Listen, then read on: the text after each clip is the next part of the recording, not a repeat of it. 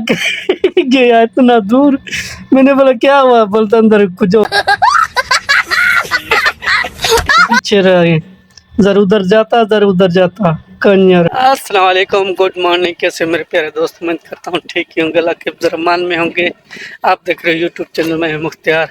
एक brand new blog में आप सबका वेलकम हो गया।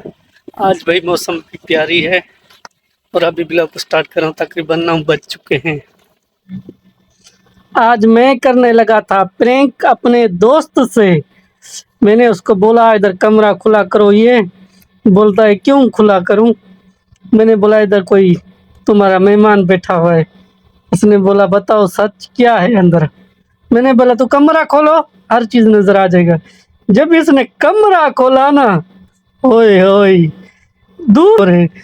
फिर भाई उसी भाग भाग के इसने बहुत मेरा काम तमाम कर दिया। फिर सऊदी लड़के को बुलाया, उसमें था कुत्ता अंदर।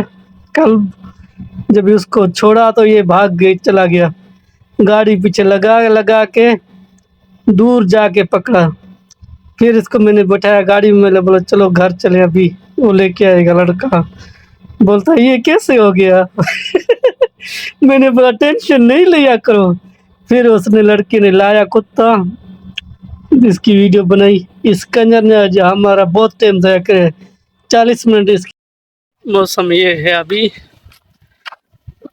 गाड़ी वगैरह साफ कर ली है और मौसम भी चेक करो। और आज का ब्लॉग करते हैं अभी स्टार्ट।